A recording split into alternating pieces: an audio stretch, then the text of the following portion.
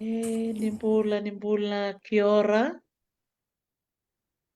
veke menina viokani ni sema tiku mai na kavingo,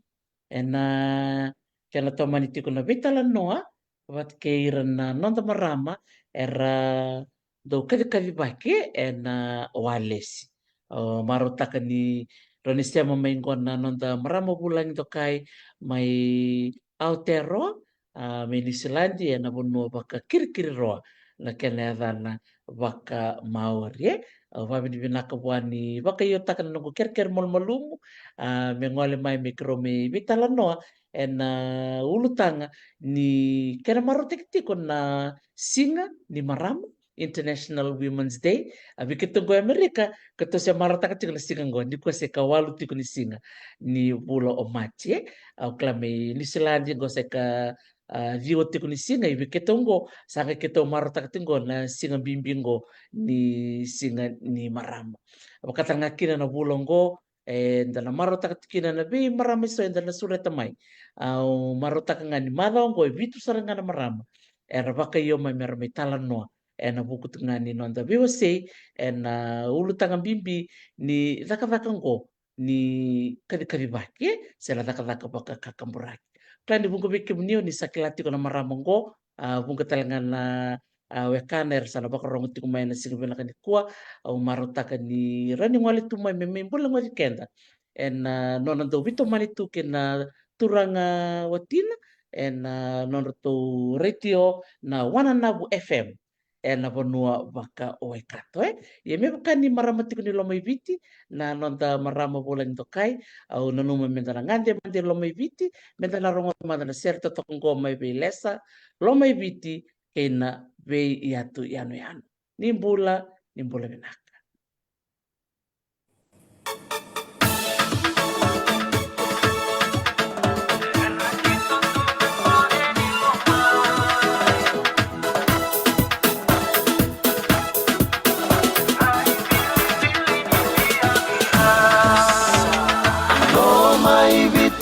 Yatu yanu kita nasoka na kena isalu-salu era tumu erangito dange tumu ananabu rarawatan dina turikani kabu resu kaya ramai erangito tunangone niloma resu kaya ramai raim bili-bili ni bia-bia.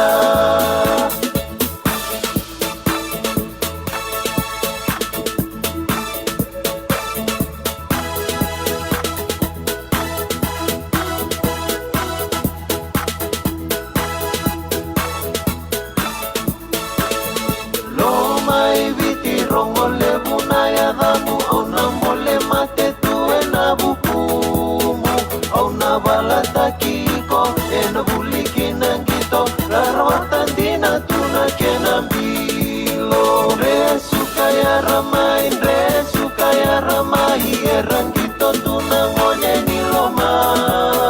Resu kaya ramai Raim bili-bili ni bia-bia Isa matiki o balongo motoriki Anu yanu dina eloma ibiti Leyo koroma kongai Diri tuo nairai O akaya rongo lebu tuenai Resu kaya ramai Erangito tunangonye niloma Resu kaya ramai Raim bili-bili ni bia-bia Resu kaya ramai Erangito tunangonye niloma Resu kaya ramai Raim bili-bili ni bia-bia.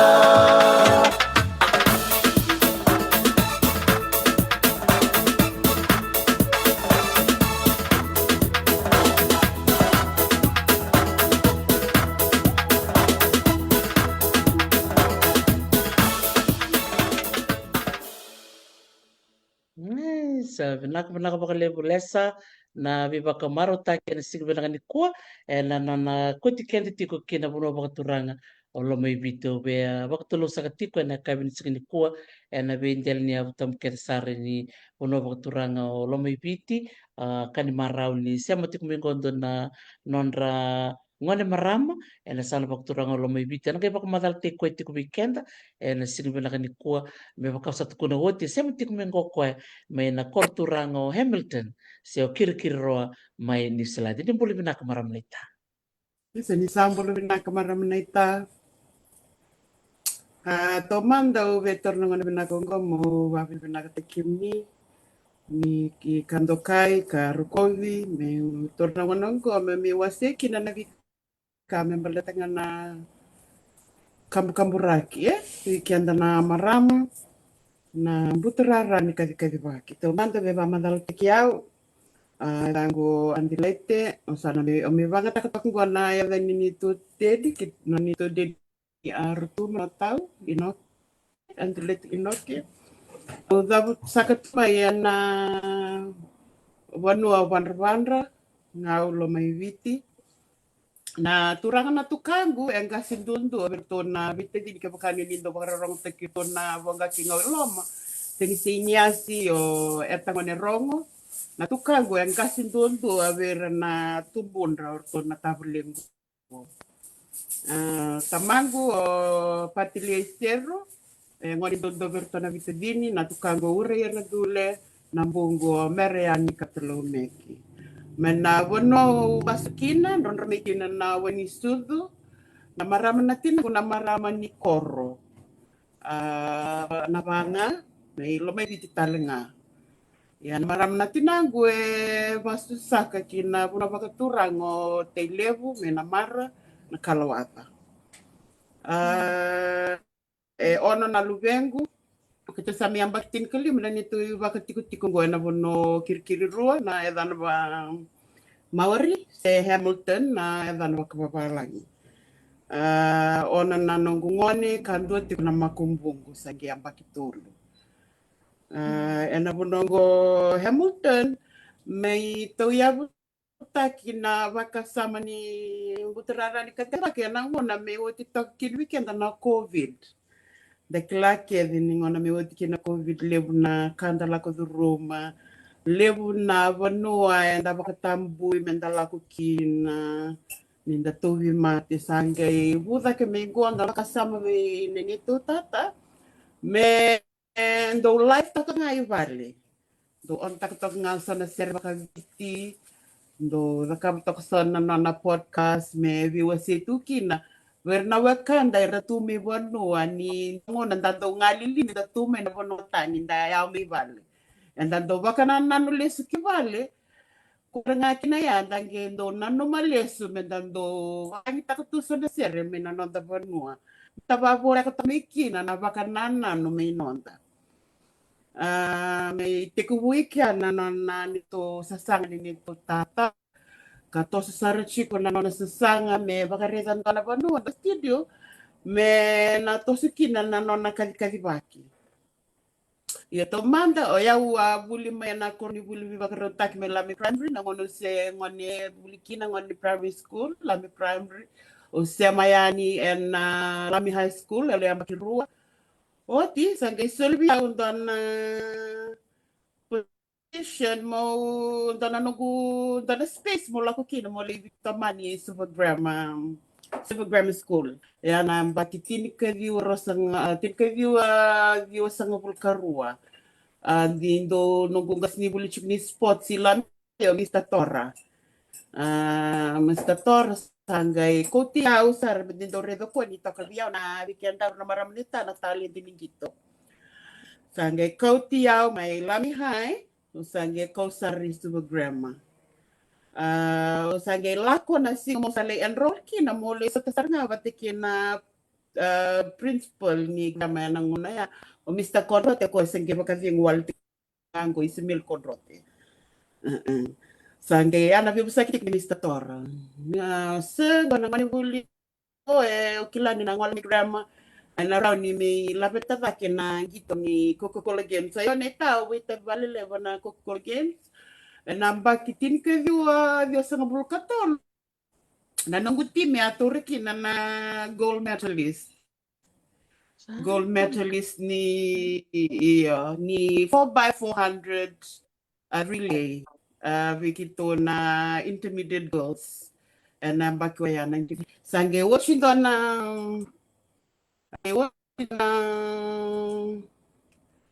na o te vida na yambaki sangai may ivawi so talor to na ngone bulini ACS marto may iya Ortana buli ACS marto may ivawi so kana so ko kito mitutu may na vida na yambaki Vai tabi balele van Mobile Oceania Games baramneta na 4x400 relay. Matutaki vici na vai dore na National Stadium Iviti. Ando nanongu position nanongu event na 4x400 but kena 400 meters. Wakito avito di balele but kema kile simbul kiombo na ngona yande setu binakatoki na nayangwanda. Yana nugu ya ngone ni buli sange woti sange tomana balele ona nugu buli ka mole ngara bana to buli tarasa ke bana tambana ni software engineering na tambana ni IT ole buli balele lo toka rawata menda dong Steve kiti lelai mani woti ke rosa tasara bat kena turangan na watimku na turangan ni rutu maya namba kitin ke dia de sambul kawan kere vamau na bulan November sange oti tomani na nero matubale sange me ona kina nero ngone kan dua kina na nero makumbui kerau na ngone kita ngole mikin na ini silandi na rasa ngabul oronan rau 2009 kito sambi bimay na banwa me viti kito sa ngole mani silandi kami sudu talent na loro na wikera wiki doa na sudu na 2009 de sudu na 2004 ane me tamani te ko yani na ngaravita ni ureda ni sini rau ke vaka na ni turana tame kito o sange la tu maramneta ngele aplatu panantona rest home na valni bakavyong kiner na saritaya bakatalaki na malmalu tangli lakina o satori mo daka kina gai ona singa maramneta o daka chuko gere to na psychiatrist ni rangole mai vana ni to la department o daka tikina na balibu itu oke buzune lomang na wantangan nito ngo ko psychiatrist liab ni dokter itu psychiatrist liab ni balimbulai wekato hospital oke buzine lomango ke bakao dokter itu ni turangan nito ngaru ni bulika ni rauka sangai tiku buna mika ya marameta o sangele rasa ngabulu tinka no 2016 o sangele buli wintek o le buli me ambaki rua o da kabnogu certificate o chao da kabnogu diploma in mental health specialized in looking after alcoholic with kina drug addiction patient vakatal ngaki na vir nando self harm ko nando beba mateira so nanongu bully it's on that na category mondo nangaravir batamba kintua ni nawochi nanongu bully sange wote oge na longo senga mona tomana chiko mandanga nanongu bully na mona go maramneta yo sa tiko bana wekatu university au tomana tiko nanongu bully au sa botik ngago rana pepa mo sanange tori bola au sangat ko morawat nangu Bachelor of Arts nangu major na Human Development yo ge baka samata kan sari siva nana sira tungo ya Islandi o yo ge kata moda kapal no chuna google moda kapal total na itavi sindroni levu kino kenda na kapa civica o sa ge baka samata kan mesana bak mingo mo sana tikubuna na nungu masters in counseling Nyukila ni nangan rebi kina vale bo kenda na kau Pasifika na bonongo ni silambi. Mlete nyoki danda kilitu kenda na kau Pasifika ni nonda itovo na nonda ibakarau ni tamata ndo loloma. Kavakata laki no kenda ndo kowita kira na kau tamata era sini vioka ni bat kikenda.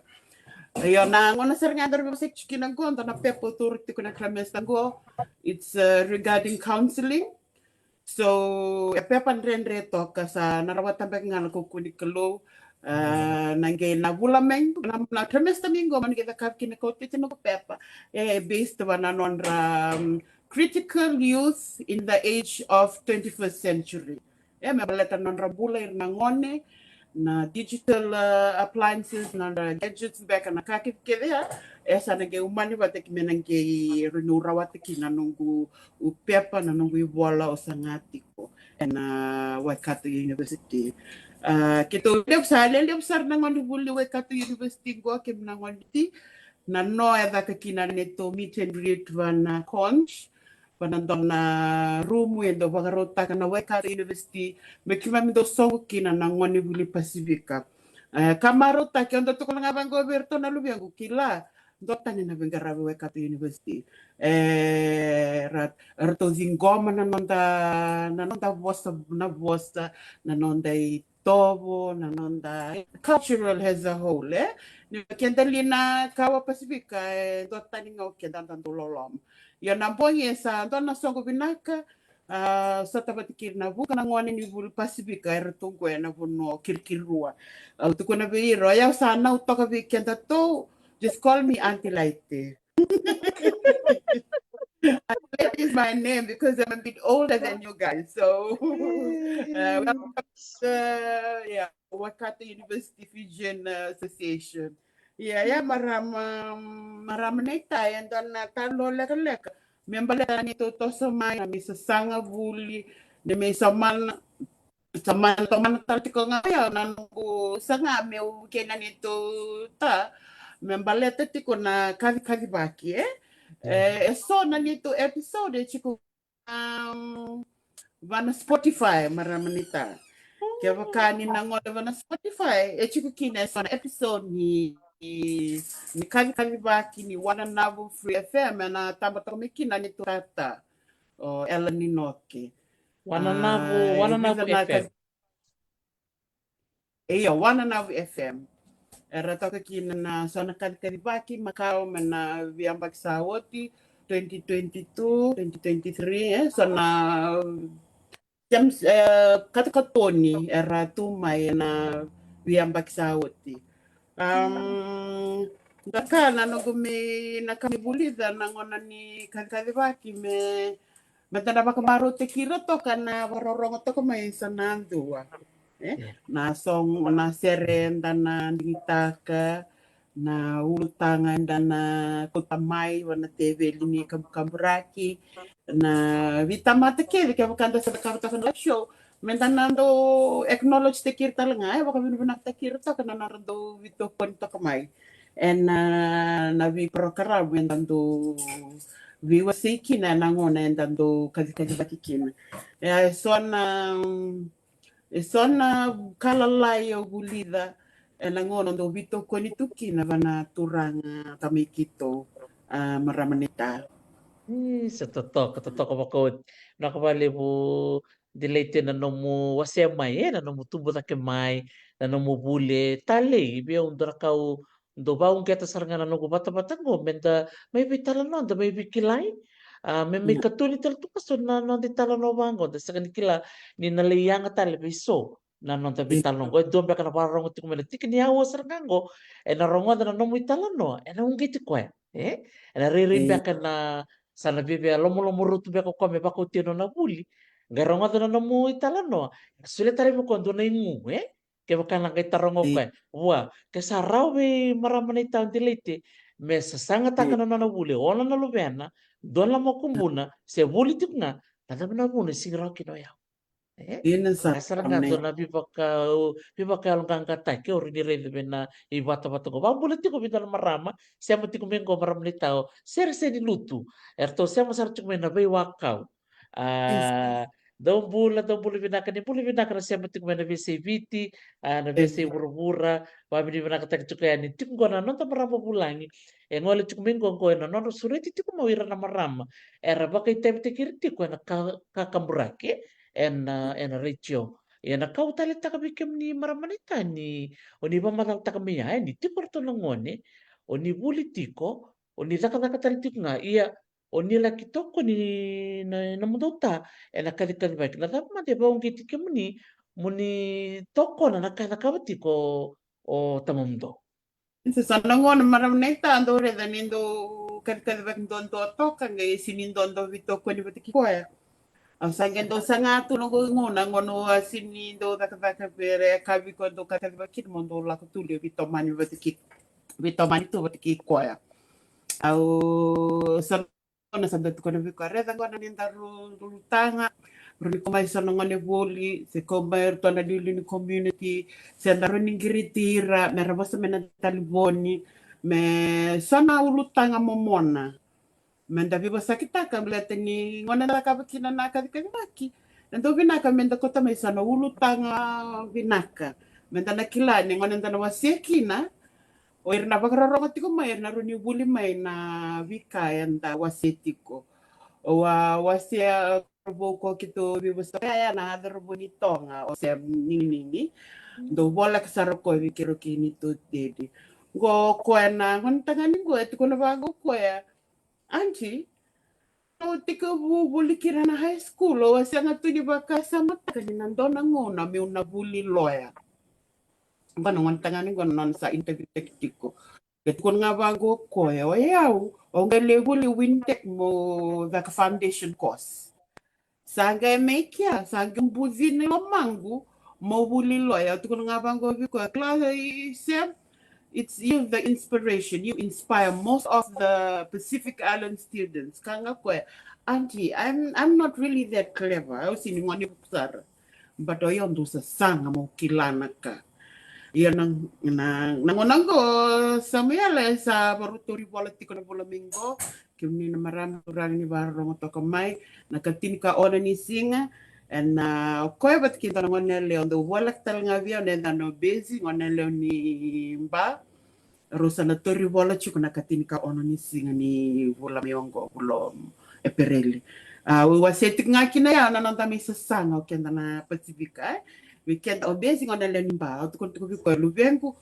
Uli ba ko nge nambongi ake to iya na meet and greet o ko sa iya to ko na pakatambak na non na batda buli lo ira mera ta kapitale vita tal na tapa ni sember ni solivir na non ra konon risal kla mera li to non risal na high court do tale na vita tal la kos mer na tora ni sember ni na babada ya ni na actual registration sa iya to ko don't worry I'll be all right au kanenda nasasanga ni vuli nasasanga ni kilaka ya sana ka ondo vinakata me ondo vandre taka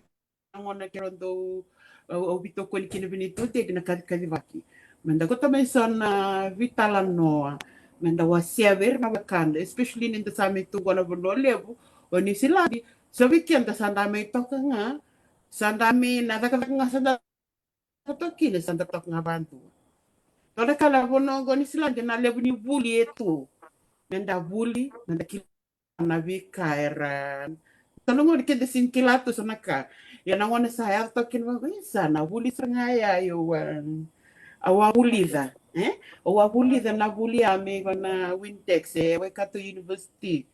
Andaruni ndana tombo ka na vibaya longanga ke kanta na wasia wir na wekanda erna pakarorongo tiku maya na program mendang vingarap kina ya maramanita sona kala urida ke bakain dando wasia na vika vinaka na especially kenda na buli ka tana no mga kendo ke dara kau tu ke sanda sindrin dami bula banan rambula o erna ke babalang sengo ke dara kau tu ke matabu werau talaga ni interno rawata na vika rawata o irna babalang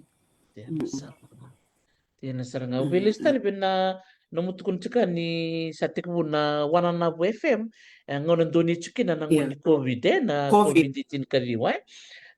engai tiki bata bana yada na wanana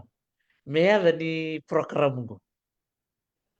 Nita ya na ya sera sabaka sam takati nito ta ka kwa na bala ba ba ka na na banget ta kimena tikubuki na nito program sangge kau kwa wala na WFM sangge laksa rokoero sangge bosi ba ke na manindia ni bonondo da kine kalibaki to sangge bandonia sangge tiku sarangami kia sangge tiku buna na program ana bibar buka mena vitu na viwa. Dina. Doang alasi kan to na madawa. Baka na singa ta na magawa.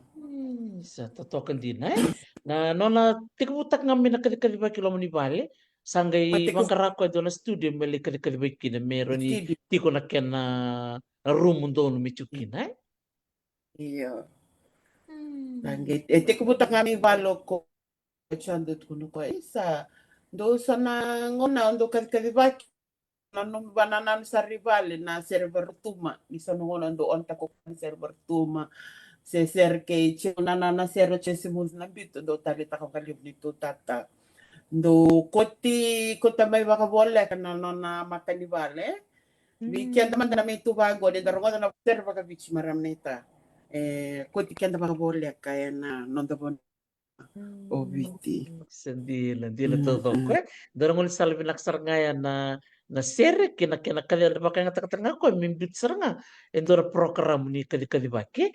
Dong ko baka buluting may bikim ni o kalos kau kita kau ditembu boleh binakabasu. Baka bulu sar tunggo ko mengilandi tukuno ko din rawa buli bata sem bulu bata may lamikor. Sa Sandila. bolo na ka bolo Turangan ni buah, turangan ni buah, vinakunak valim sara pasu di katamu na dorobongo ati kumena British Army. May ngilandi. Boleh vinaka masta sa Karebuki, kikim nila siya mati kumay Australia. Totoka na nonton may siya mati ni kwa ki nonton maramo bulangi. Na nonton bitan lo ti kumat kiri nanto kakamburaki. Ya, na maramang go. Untuk tali taka pakalibo na nungku untuk niya na sonongo na noro kadi baka beauty ni already ko ni tambe to kono no bito ko ni be tamana to ya di maramonita na naman rote ko muna na wana na FM natapos so ng bolen rosita. Sana boleh kilim kiro sa tawa ni nito ta ni turang ni tuma ni tiko na community kay Hamilton vina katoko me na bono engeri na sona boleh nga kiro do kanat na ngona time schedule ni sana ngona ni do chiko ko sana na bono me na lakina na kabi barubuka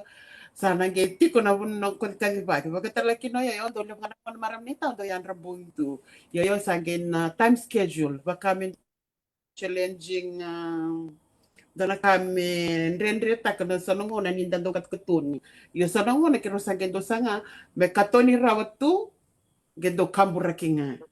sa gendo viva buli dio ortona technician bana bali ni kamburaki you can just record it and leave it on that particular day menge kambura kinga na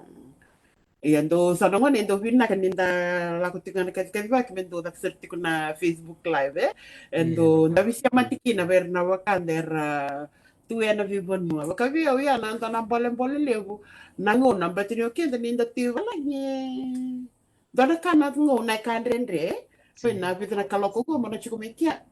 go mo na tikumikia na ngona we have to slot in our time on that particular event or particular schedule in the sava na butikukina iyo yambe kana ngona ndona kandrendre vikero babu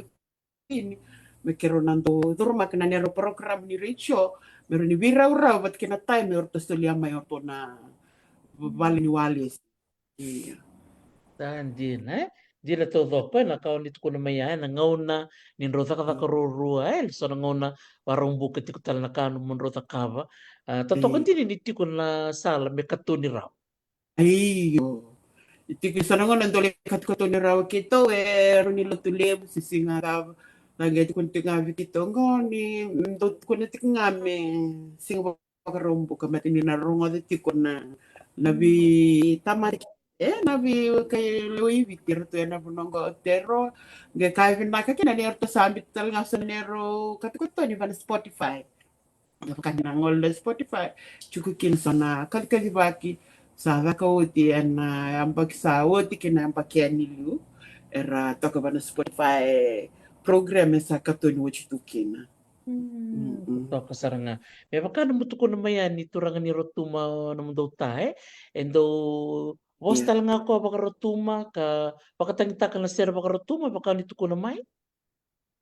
Iyo. Endo sa nungon ni Sando Wakambuloko ya sabo sa raman da non na non to retuma tagay tik sa nungon na mesange endo bedo rumah kata kalom na serbo retuma ngayon do to ko ya ando no nangon ni Sando Wakana no makina na like the Fijian language week or Rotuman language week sa gendo nero na vuchi ko me na vinaka me na sulita mayendo ko reklama vinaka na nonda na bosa una cosa per tu ma se oir na i Hamilton sa sar ni le una kerutu ma me baka ili we abi serta ngana matubu vale kerutu mata ko i Hamilton betul ko na bango be tona luvengu ne kane ne na nonda kila na nonda bosa pati ke na nonda itogo ne kemdo mo na klati kemdo na kerutu ma kemdo sintengau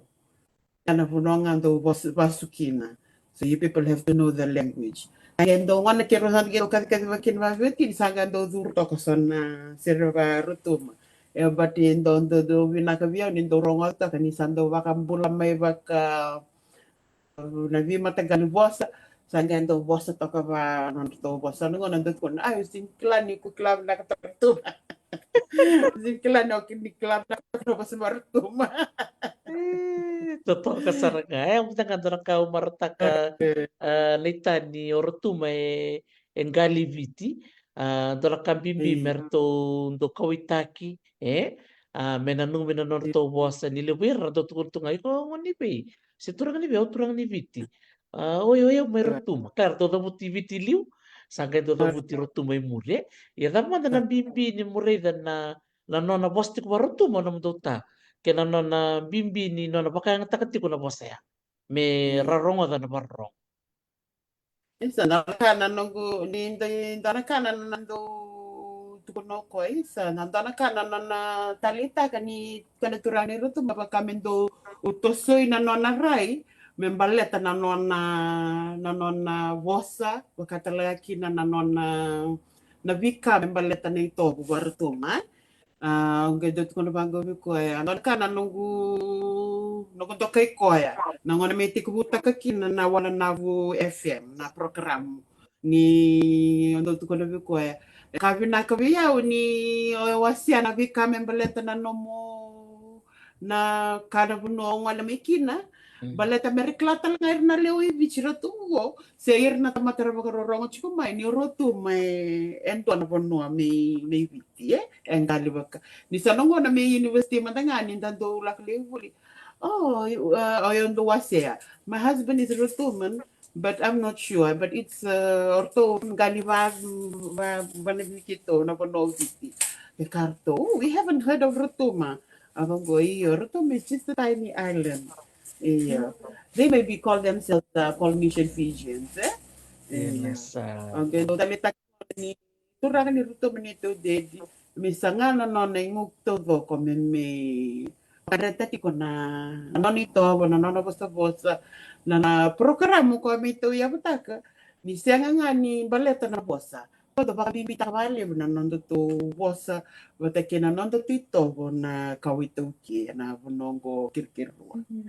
Sawa. Totoo ka sarangay na bikim ni nabarong chukumay na wana na bu FM ranyo ni ngole na Facebook ni ba kumuria na no to tanga ni ba ratal nga ni ngole na Spotify. Spotify chuki na no to kat ni Macau ke bakaso bikim ni na ba kumuri to ranyo ni ngole tal nga na Spotify. Ya nadapan to so nakabinaka. Rore ba ko beauty ni maramlita kaya sa hati ko tos chukma na bingkarabi ni wana na bu FM. Sa dona kai maramnita na sa tosumiki na ni rokat kalwaki. O sa nge kere benito ta Me kero visuta kabalele sana balabal ni Robin Garavi. Mero kuangan ni redir na kau itu ke. Me kero Garavi sarangair na ngoni buli Pacific Talngar tunggu na wekatu investi. Sa kero ga visuta kina na yanda na me na wana navu FM na ngona gua sa wana navu Pacific Group. Sa chikuna nito Facebook page. Me ke tondo vingaravi na sala ni vingaravi davo nga ke ro ni vingaravi kin vabetin rona meet and greet na to ngoni buli Pacific na no to ngoni buli ni to na nondo to ngoni buli vit ke viti Waikato University Fusion Association wakaki na ver ngoni buli Pacific na buli gas ni buli chike Waikato University rona meet and greet ko sa geda ko tinga ko kasaga kinone turanga tamikito ara do tali takasaroir na tonga samo na kari na do sangaro pinto na kaiviki sangai maramne ta sangai sanga kari tungo tamikito don tamani kur kari levu na kami bukulu akana kari ir na ngoni tonga samo irna Solomon irna wekanda ke Sarang marutak, volunteer to kero beauty ali abanga siya matiku ngaya may mana kampuraki mendani kito sabi na kata may wana na Pacific group misan dari dira ni nawakan dan taunta kuni bairanga nawakan na toki ya sanga rona singango na buke lulu bateke na kabna no makasanga kino tamiki dona kuro kari toa na buke lulu dona kuro kari lamp na kabna no sa Sarakango ira. I just love the curry from Uncle Ellen. Kabag ko Barakar dulu tuh mesin karning ako. Sarang kami pinakadila sarang maraw-saraw nga marutakan ita ni sarang lebu na wengarabi ni wanan na sasang wala nga ni rotu mga seobiti nga sa rambay lebu sar kono nung kuret ko nakatunian na namdo batarong sem asa ti kasartungan ni namdo program mo ya Tertentu itu program mo ya maramneta. Ni kitore da ni libunangon ni Pasifika. Saya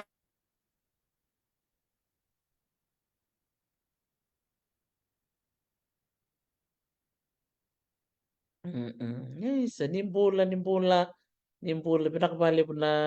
nomni siya mating may karobitano chungo ke andi late inoke siya machungo ko may Hamilton. Iya, postal may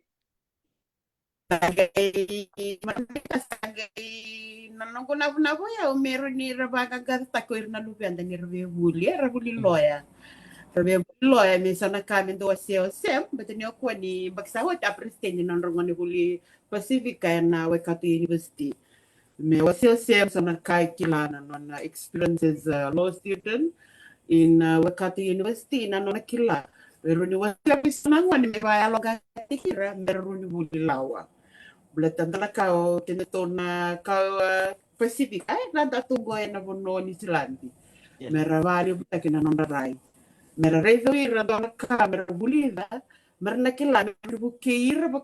bukia na ramatu pale. Bakatala kina weekend na kapika. Na kau na kina na ngona sa bakatora da kita kina na gupuli. Nara kau bulida miundo. Buli mai baira sar buli oti na buli o bulida tikongo. Si wataro nira do wala kasara berna nung lectura do sa nangono do pakatataro kina go si o lesta berto nangon bulingo sem koya usange bina kata kina na program kiron to da cover beauty merko mayo ir nangon ni politiko na wakamisti merme bakataro ni membaleta na non republika na davna nonra davna nonra buni na berabuli lawakina dan bisa kibina karena episode bina kani vitano itu vitano kina ki Samuela ini na wantangan itonga abasar nga bakatonga ko harbaga ko lubengu wasa bakatonga vitali yang ada program ni bakabiti wasa bakatonga bale tamer na sono ngone na shete kina video go merna rongo da chiku mer na bakamu metonga ne wasa bakatonga ne wasa andana kami baleta na no mubulika ena bonongo Waikato University. Iya dana kaya maramnita nonda bibini nonda kilana nonda bosa. Vatakemenda too, for us to know who we are, our identity. Na bono ita taku tumikina. O eu tara maramnita, apart from nanongo schedule que deu kaya na bisinga, kata quando volunteer na weka to Fijian Hamilton Society. Ando gigahuli na sa bakabiti. Ando madango sa turto na kalasin na tawola. May na yang baki tolo kina baki ono o garati ko ki veira na bimbing to nga maram nita na nonda lambulan ni kawaiti ko na nonda bulan ni na itobo na bakaraw gay matay serto nga nito talan no ana won kito miti ko buto ya takatikinan nito bibasaki korne puli na bimbi ni nonda ito na kaibiti yung tukon na ko bago tango ni was chika ni go but ni sama kila chika nga maya may balata na katkutun ni sa nungan kitando katkutun ondo waka bibita ka we kem ni bagrorong chika magi sa may bulot tugo na bulot ni silanti manda baka bulivir na lugan ang dito na kiti ko ya da kleta ni kinokenda na bulan ni baka roroko na bulan ni Vimo City na bulan ni Bisolabaki tanto tukuna o irna tukan na bulan ni Bisolabaki na bulan ni Viridi do siya kan do ni do ya via maramanita na wasan ni tamba go na tanaka dito kana to kay bale aya do bago kana to dur sarman turan tamago dito kun sarbago bitito tambu ni ukenda na kibiti menda kana duzo da kana dandona no mira na wakanda era toka ya sanda ni okito do susubati kirto no luyen tali esa ele na non rutuna la to ke biti le badam tambe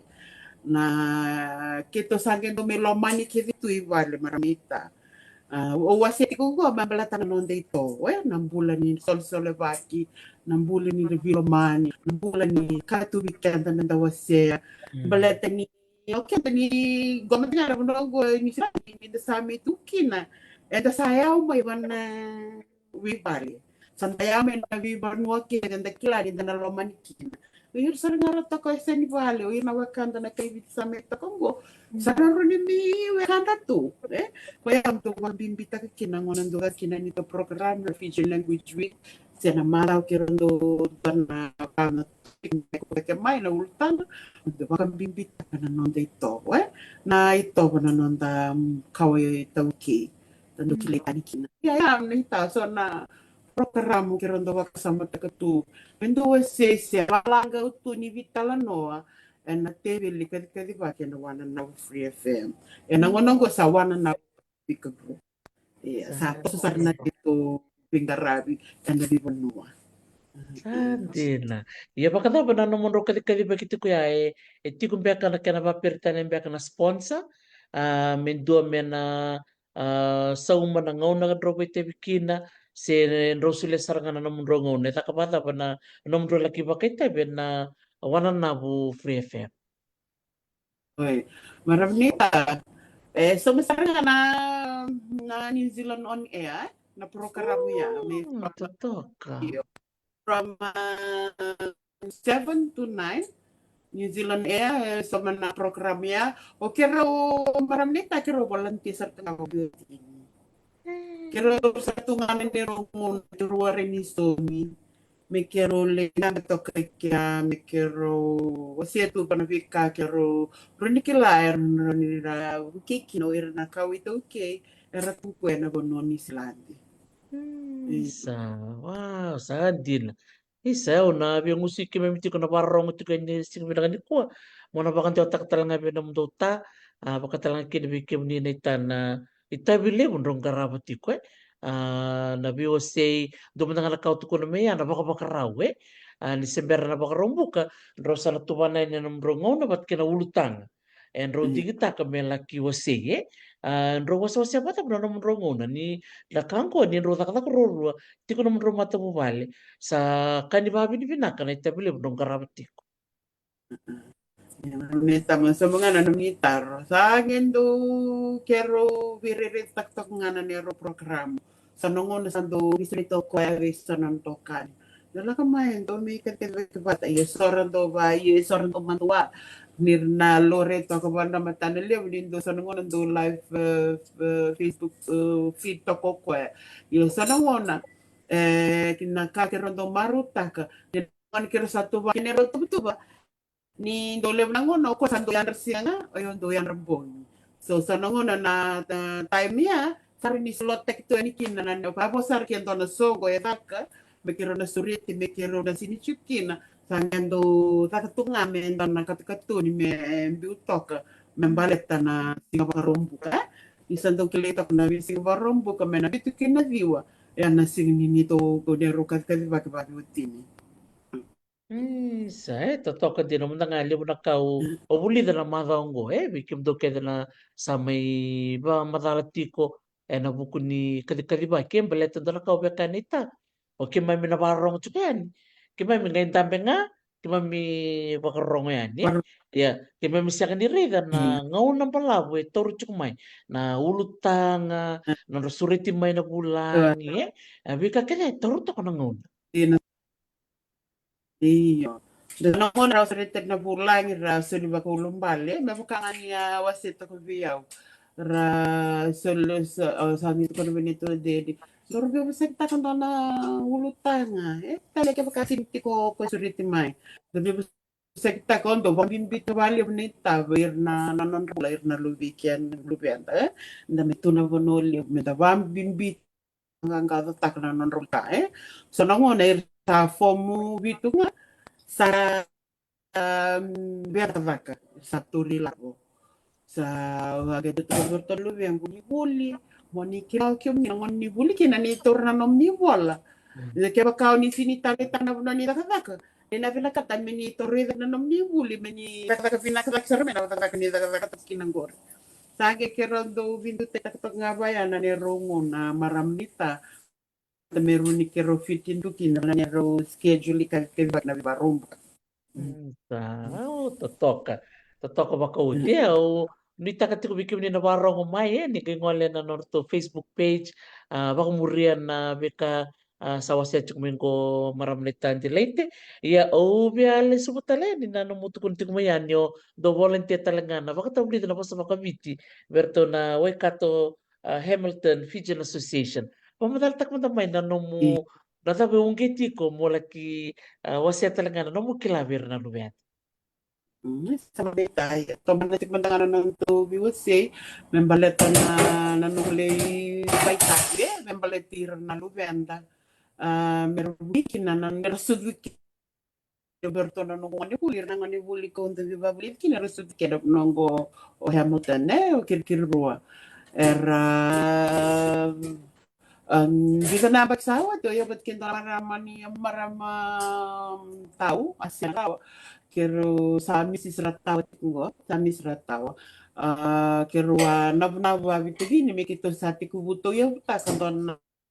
program ni bulbas makaviti ko na ko sangge mi vito mari no ya maram nita sangge laku-laku nang na sari ko turang liulin nito community o Mr. Sensei ni binakati bakaliw me batanganga ta kina bulbas makaviti na bonongo kirkirua sangge kirik turang presidente Mr. Sensei Porque misratao, porque siya Ole ani mikir vito manita kana wuli basa bakaviti mesana ndua na nito nema mirumo mesana fanta kana matinitu na vikakiri kere membata na wuli basa bakaviti sangai baki rosa wachta sangai kito tikubuna tukin na wuli basa bakaviti kubaran na Fijian Hamilton Society na education natabanan ni bulu basa bakaviti ayaw nita na nunggu buwa sarangani nunggu may volunteer to bakito sini sabi do solo tanga kito sa nakuha halala mi bibu kito ni mami feel malata tiko nga men da bakabuli na lubenda na bimbini no ande ito na kawiti ya bakabimbini da sa mi tu na binotani mandeklat you know when you go to school you are not classified as you're not identified as a Kiwi. You identify as a Fijian. O ikaw na ngani ni Viti, Oi, quando vago, claro que mami mi corripuli na ngone se ngone kina. Ni kina mi tota ka vago na kada, ngendo tu kuntu. Enta lo vei. And then come back to where you come from. Eh? O de na tamamu, o de na tinamu. Ko kina ya da ngone sanda kila kina o tu a. Eh? O de o iko. Tende sa kila to ko kendi so yo no ni viti. Te to maramita na mada sawa madania, kan mate mada tadi kina na baki gona bulu bas viti. O ito biba buli saranga te ko butala mo kito na ito. Nanda rumah na mata ni bale lupa na ibaba ke oba isala lupa ta no misala. Ke bakandala ko na kor ba kay viti mo ko tati ko na misulbato ngani ngani ale e tambo na ba e tambo ni oba isulu leka leka ni oduru na lo ni bale especially na la ko na kor. Kito sange te ko bula ko tale na itobo marameta. Na nunggu kalas ni o toti ko na kitolu kina ono Baka buli era tali taka na ngoning ko ni sa taro niya ni biro na taro ni itobo o irsa baru tak sering na taro italiani na dabar sa buli da on the target di sa usna no what is your way today, what have you learned.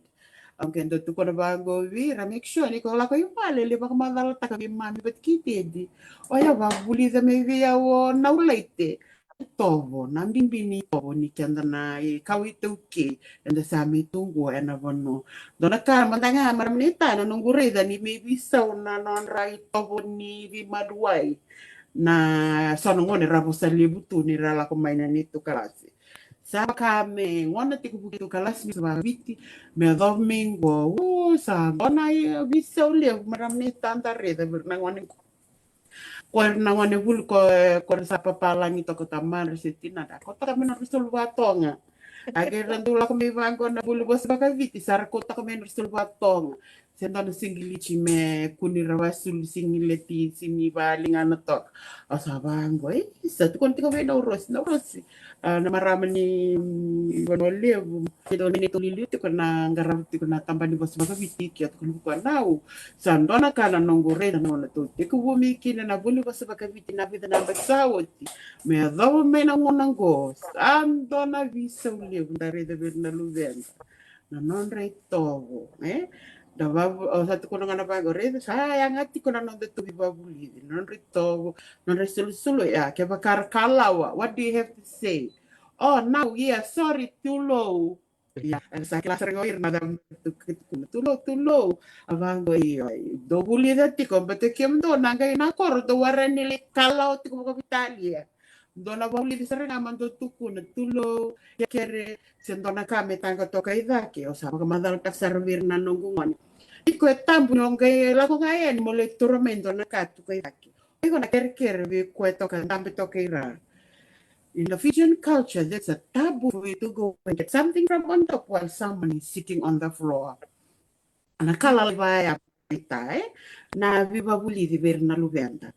Ni sa dona katala na COVID to sa rame buli na puno sanda mi tuki nang go rame buli na non rambulo irna tuti kenda. But me davam ni te kenda chunga ni na COVID okay. Me na tora matuti ko na non de tovo. Ke na non da Iya, ne antona tekilile na nunggu selito nunggu na mubi batu buli bian na plus pagkakitian ko nunggu kiri-kiri luar. Sa totoo ko sare pamibinakan ni tanam ro nakataka bata baka beauty ni na wana na FM sa laki ramboy lebu sare sa tiko na kan ro wase na recho sa lela ko talaga na non ro baka tabuli na ngoni en bosa baka beauty kene ito bambuli tiko bikim ni keda na bi mata bubale li siya mati kumbi me na bi sa New Zealand baka bibi kim ni keda na bi bubale me na bono baka waikato da marota ka ni siamo tuku mingo o andi leite inoke na nomo ni maramangas ni buli ni masama kabiti weir na lalai ya kan ni marau ni solitu ko na nona ngauna maramo soso tiko talaga na non ritai baka beauty ni merong karabe na mo ni matango ka lomo selo ko me maybe was itu weekend na sini binaka di ko maramulita siber nga ni may na non tarubital non dikua sol tungo na ngona ke makati ko sala kau bina kata mosia ena buku ni bipa kaya nganga taki to mandaya na basa makabiti kene kene korota ngana vuli dara kaya marota ka bike ni indine ni sulia wali tu no muni ngona kati kati ba kena richo o ni vuli talituk nga ena sana kadua na no muni sangati ko muni narawata na no muni koroye kena bingara meni selandi maramulita sa kena ngono. Sabina ka dali marumita. Sana kaubuli na ngono mi bulati ko kina na pono ni Islandi. Seda ni kito mbi pono mai kito ngola mena ponongo. Ndonga na basal ni tamang kitinango na bula ni ngarakalo. Mali besar na ndendre na kandala ko duruma. Menda kukumbe matuti kana nanda grava na kaluwe na vitiki ni vanua and tukina na keba kama nganda sini ngon bali lotu rin do tak nganda luti vale vakakina na ni nabuku esame buana kalu na vika ke de toka go vike na singa na midavna nanda bula kina nandi tabe boroborongo na tiko na vanua e vakaruta kimenda vakaruta kana na bula sembereani na utataunga vike anda na varorongo tiko mai yan no aviwa si tako batike na maramugas ni buli maramita Dr. Darisi na ndrendre ke na mbimbi ni nonde tovo na nindani tu na vonotani manda na kilita ni kino kenda na kawituki okatalaki na mbimbi ni huli kaya kami sar-sar toka mai ni review toka mai oyo saya mbaki basa ngabuluka walu na mbakin go maramanita basa ngabuluka walu pero mbaki mona yadaba na mbaki ngabulu siang aki na niu tuba suka siang mo reze tali ndonaka mena tatawa ni ngubuli so yo saranga bakayau meu na lalawa taka meu na rawata na vikau sasanga tikukina blata dalakara no burai wani wai trisi ni nakanda da kabu kenda na tumbu-tumbu kaya kanda sabu na tumbu-tumbu o irna lo da irna ngai re isa kaya kasaru ni na kana tamangu sinitinangu sarawata ko na kuruia ezavo ya usini roni bulikina meu rawata na paleta na nungu sasanga so no wa kende sani ya tokanga vigara toka bana resto o yo manda ni pati ko mena resto mi sember ni to ki bana bana bola ni we ka do speak sabata ko ya na nanda rai blete dinda na no mo kenda ni anga na bono sana nanda rai yo maramita yo wali tikutal mo da foundation me wintek ni ngono sember ni rawat ki nungu diploma Bakatalaki na namono sember ni ngole kina yung katu university ko ni sa tangago era na pepa me na woti me baleta na nongu degree in Bachelor of Arts nongu major in Human Development iyo maganga takikenda yo bayanga tikikenda main vikanda kilati ko kani tan sini rawata endaro ni rawata kaya bakati ko na nguni sasanga da watataro kaya bakanta sinikilana vika enda sangati ko watataro nakangon kini ndo nakikina ni tando we maluwe bitkirna ngone bule pasifiko ndo chuno friend ngone leoni tubalu sa ngol tali tubalu me ka environmental science laboratory bolang non tame toko da kapito ko assignment ko Nunggu leo, lah kamu teman mewili kapan nunggu introduction ni nunggu assignment. It does it make sense? Kasaro ka, Auntie, I'll show you a hint. Alia, bakar kita ko yung one lego. You will go to this website or to na ki kuna wika kira nga iko ngandre pa may kiki ng assignment. Ayan na itaw, sagay ndo kita to kabaya na nung tikubuli may mongendo redali si sona ka ndo ndende ka buli ni ninda sana berni urusan kita kabago on the assignment or you have to make sure that you not copy somebody else's work nina sa bite ni kita bango tune it in sana gro ni bakarita kita ko mai oyo ko na mo daka no mo kai ko bola to wata ki koya saga ba kamadal tabi on ngone leo bona vika kede ngone le ni tubalu saga to ko friend re to ko ngone leo Again, to some ati make sure you use this website to help you with your assignment and your work. Sagay tormato to kamayo yon na basa laya maramanita. Bata berundo hukiki na ni klani bosa papala ya the karun bosa. So na go na menta we have to be accurate on the grammar and we have to make sure we speak to the point. I mean, point sarga na ka wala to kami balita na num ya maramnita so na basa like ko rabe buli rabe bakator bakta kanon rabuli vitale ke sali abaki basa ngabulbada na ko kiyo go si tamana tok nga na Google maramnita anto na basa la nang kalo toramatuan na nonda wosa batikina nonda ito na kautuke wakatala kanta kuniala na nonda buli tinga buli tinga yo kenta lina kauto kini santo ya bultak go wala to sangka sepay dogingi la ko buli waray to buli chiko ni sana mo ninda gaya ni bago na lecture room dari sa natura nga sa ramba ki on sa ngubul bagar tak may na kaputur na semester go rasamba ki on sang bulbada to corona so kurang ko kitu kala si bata abang go ya challenge ta kiyaw ni ke bakaruro ni buli ro naturangan tanto go ilung ko dabo sinro ni buli talaga kino ya motor na tepanggo na trimester sa na taki lalay sa nabi wasi lalay orin ni wasi kila mo bibaya longganga tiki kita na marama tabarong ko may sa nanguna kaya sa lomang bimbitun da sinikilana da menda na raw kina nonda bibitimada o wasiti ko na na tabulengo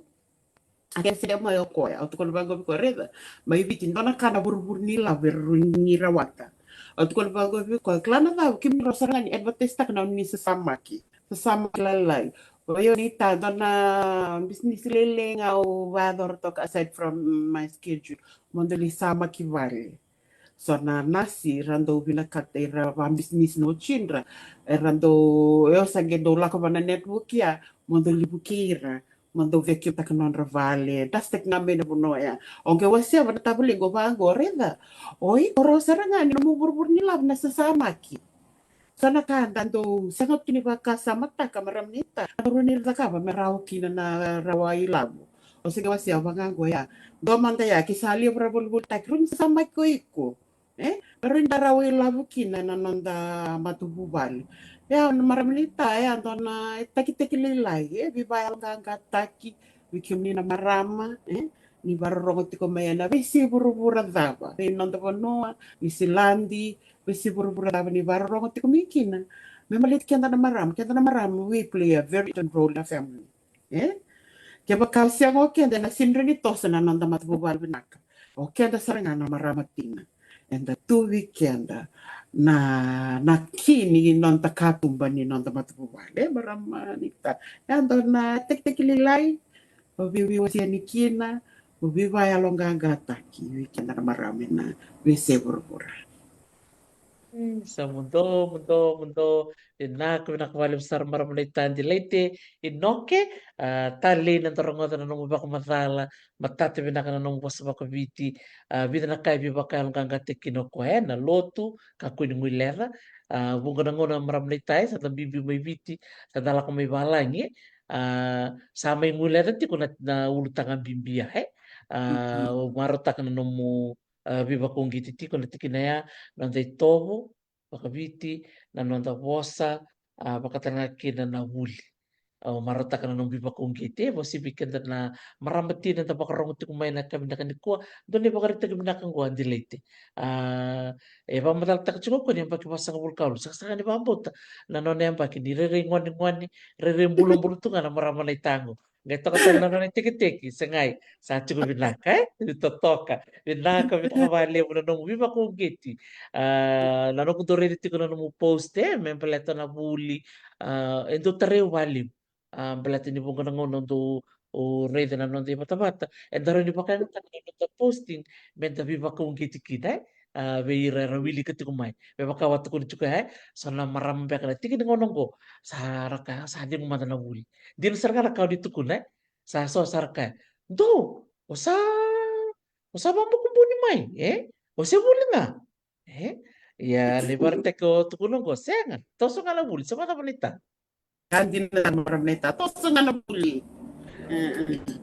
Kuni me koi taken na gostosa nga berarti nananda vinaka di buli o kanta nga na klari na non Iya. sale ra taka so vinaka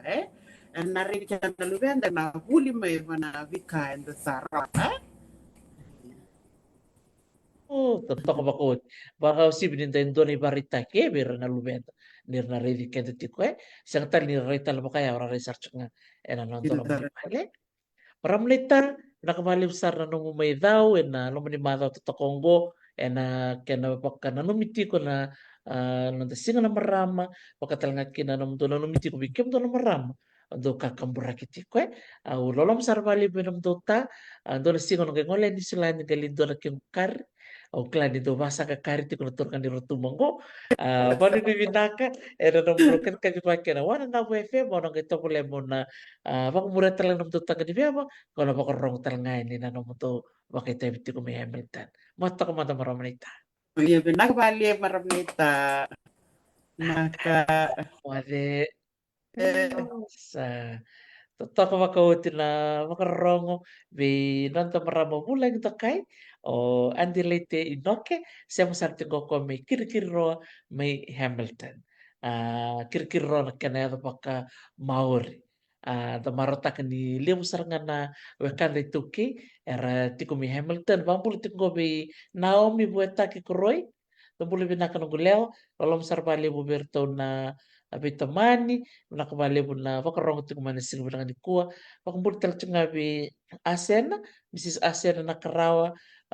Emily kerto kita na marama may kirkirwa erto do bakit ebiti ko na Waikato Hamilton Fijian Society. Sa pamariani,